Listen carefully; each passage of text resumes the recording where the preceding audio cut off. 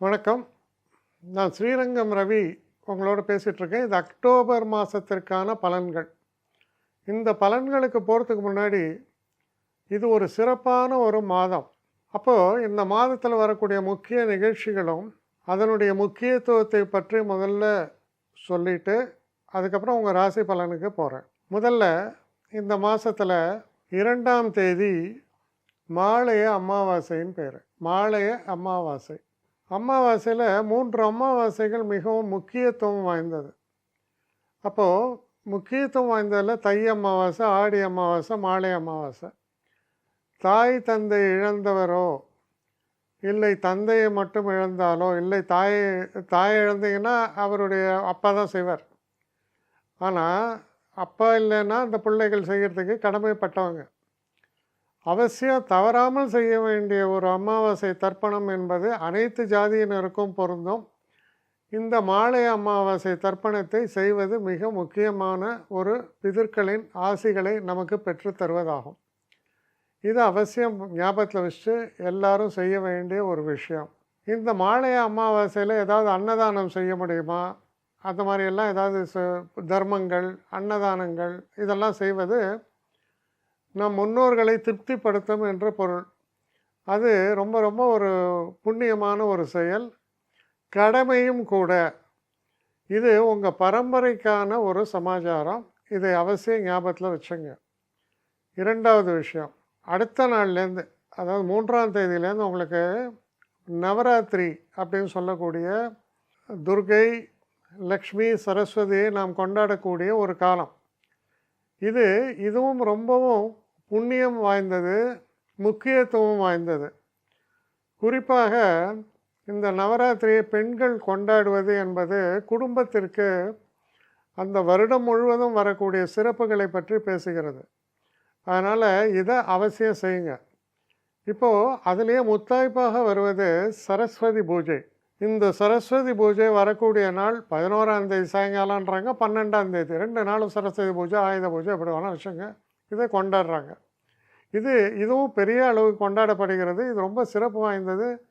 நம்ம நாட்டுக்கே உரிய ஒரு தனித்துவமானது. இன்று உலகம் முழுவதும் இருக்கக்கூடியவர்களும் கொண்டாடுகிறார்கள். ரொம்பவும் சிறப்பு வாய்ந்த ஒரு விஷயம். அதுலேயும் குறிப்பாக ஆயுத பூஜை மூட நம்பிக்கைன்னு சொல்கிறவங்க சொல்லலாம். ஆனால் நம்ம இவ்வளோ நாளாக யூஸ் பண்ணுறக்கூடிய எல்லா இன்ஸ்ட்ருமெண்ட்டுக்கும் நம்ம சொல்லக்கூடிய ஒரு நன்றி, அதுதான் அதோட இது. அப்போது உயிர் உள்ளது உயிர் இல்லாதது என்ற பேதங்கள்லாம் இல்லைங்க.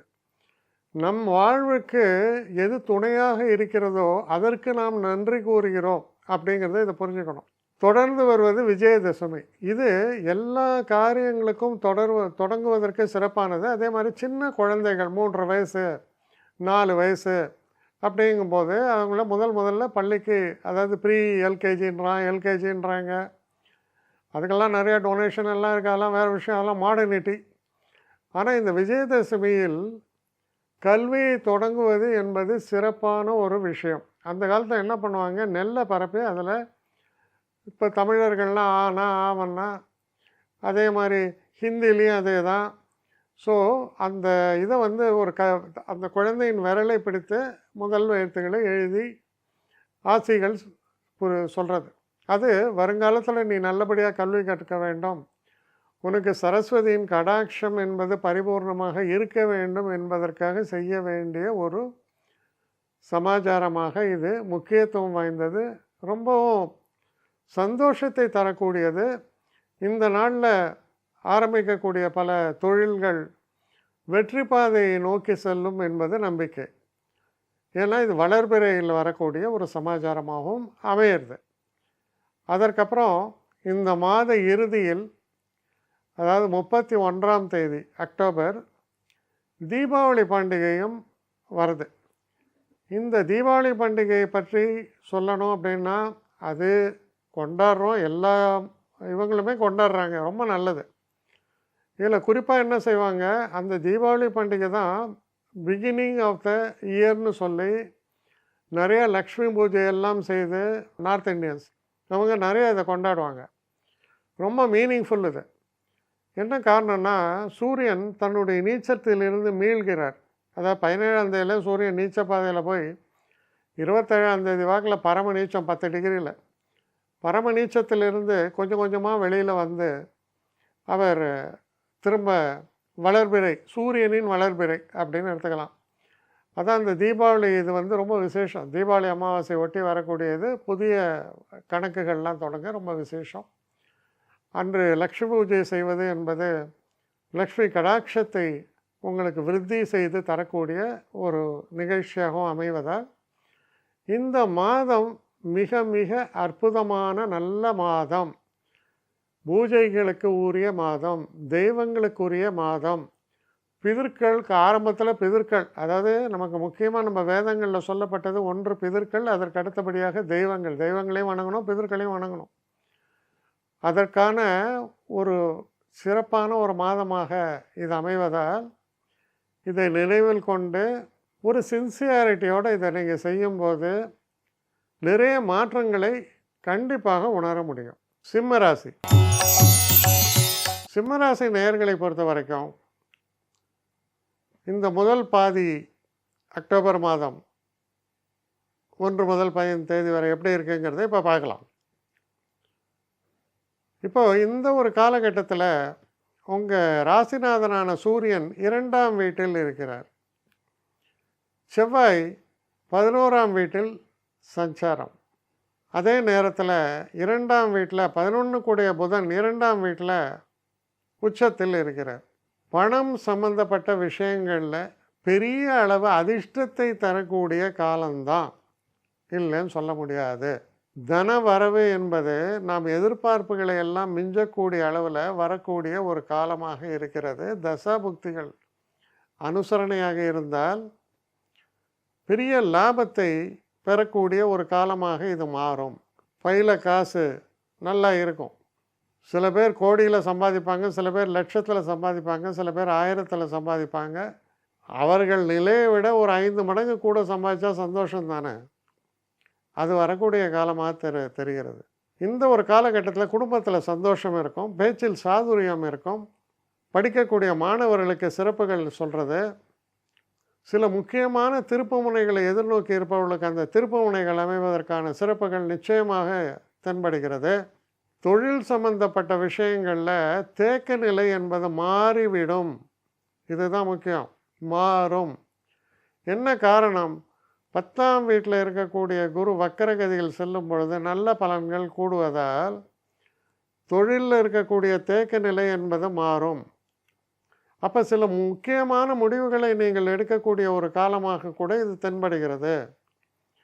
அப்போது தைரியமாக சில முடிவுகளை எடுப்பதற்கு நீங்கள் முயற்சி செய்வீர்கள். அதில் வெற்றியும் வரும். அதில் ஒரு நல்ல ப்ராக்ரஸும் உங்களுக்கு ஏற்படுறது. சிறப்பான காலம். அடுத்த 15 நாட்கள் எப்படி இருக்குன்னு பார்த்தீங்கன்னா, சூரியன் 3ஆம் வீட்டுக்குள்ளே போகிறார், ஆனால் நீச்சம் அடைகிறார். சுக்கிரன் 4ஆம் வீட்டுக்குள்ளே போகிறார். அடுத்து புதன் 3ஆம் வீட்டுக்குள்ளே பிரவேசிக்கிறார். அதான் புதன் துலாத்திலும் சுக்கிரன் விருச்சிகத்திலும் செல்கிறார்கள். செவ்வாயானவர் 4th வீக்கில் 11ஆம் வீட்டில் 12ஆம் வீட்டுக்கு வரார். இதெல்லாம் நன்மைகளான்னு கேட்டால் நிச்சயம் நன்மைகள் தான். இன்னும் சொல்லப்போனால் சுக்கிரன் 4ல் இருக்கும்போது லக்ஸுரி ஐட்டம்ஸ் எல்லாம் வாங்கிறதுக்கான வாய்ப்புகளை ஏற்படுத்தி தருவார். மனைவியை திருப்திப்படுத்துவீங்க. லாட்ரியில் 1 கோடி ரூபா விழுந்தது சமம். மனைவியை திருப்திப்படுத்துவீங்க. அவங்களுக்கு என்னெல்லாமோ ஆசையெல்லாம் இருக்கும். ஏதோ ஓரளவுக்கு அந்த ஆசையை நிறைவேற்றி அவங்க உங்களை அப்ரிஷியேட் பண்ணுற அளவுக்கு நல்ல பேரை வாங்குவீங்க. தன வரவு என்பது நிச்சயமாக நல்ல கூடுதல் தனவரவுக்கான வாய்ப்புகள் பெருகுகின்றன. சில பேர் சொந்தமாக தொழில் ஆரம்பிக்கணும்னு நினைக்கலாம். அதுக்கான வாய்ப்புகள் கண்டிப்பாக ஏற்படும். வெளிநாட்டு பயணம் என்பது சித்திக்கும். அதற்கான முயற்சிகளை செய்யும்போது அதற்கான கதவுகள் திறக்கும் என்பதை நிச்சயமாக சொல்ல முடியும். அப்போ இந்த காலகட்டம் உங்களுக்கு நிறைய கான்ஃபிடென்ஸோடு இல்லை, நல்ல ஒரு ப்ராஸ்பரிட்டியும் சொல்லக்கூடிய ஒரு காலகட்டம், சிறப்புகள் நிறைந்த ஒரு காலகட்டமாக தான் சிம்மராசி நேயர்களுக்கு அமைகிறது. முக்கியமாக வாழ்வில் இது போல் திருப்பங்கள் நடந்தால் நமக்கு எப்படி இருக்கும் அப்படின்னு ஒரு ட்ரீம் இருக்கலாம். ஆனால் இன் ரியாலிட்டி அந்த திருப்பங்கள்லாம் நடக்கிறதுக்கான ஒரு சூழல்களை பற்றி பேசுகிறது இந்த மாதம். அதனால் சிம்மராசி நேயர்களுக்கு சிறப்பான மாதம் இந்த மாதமாக அமையும். என்னை காண்டாக்ட் பண்ணணும்னு நிறைய பேர் நினைக்கிறீங்க. தயவு செஞ்சு என்னை காண்டாக்ட் பண்ணுறதுக்கு ஒரு மெயில் அனுப்புங்க. srirangamravi1@gmail.com. இது ஸ்க்ரீனில் பார்க்கலாம். இது அப்பியர் ஆகும். இந்த மெயிலுக்கு எனக்கு அனுப்புங்க. எனக்கு நிறைய பேர் அனுப்புகிறீங்க. நான் ஒருத்தன் தான் அதை பார்க்குறேன், செய்கிறேன். ஏன்னா இது வேகமாக செய்யலாம் முடியாது. ஒரு நாளைக்கு ஒரு 3 பேர் பார்ப்போம், 4 பேர் பார்க்குறோம். அதனால் கொஞ்சம் டிலே ஆகுது. கட்டண சேவை தான். இந்த கட்டணத்தை செலுத்திய பின்பும் கிட்டத்தட்ட ஒரு 5-6 நாள் ஆகும். சில பேர் நினைக்கலாம் கட்டணத்தை செலுத்தின உடனே அடுத்த நாளே பார்க்கணுன்ட்டு. அப்படி என்னால் முடியல. கொஞ்சம் பொறுமையும் நிதானமும் தேவையும் இருப்பவர்கள் நிச்சயமாக காண்டாக்ட் பண்ணுங்கள். என்னுடைய பெஸ்ட்டு சர்வீஸு உங்களுக்கு கண்டிப்பாக உண்டு. வணக்கம்.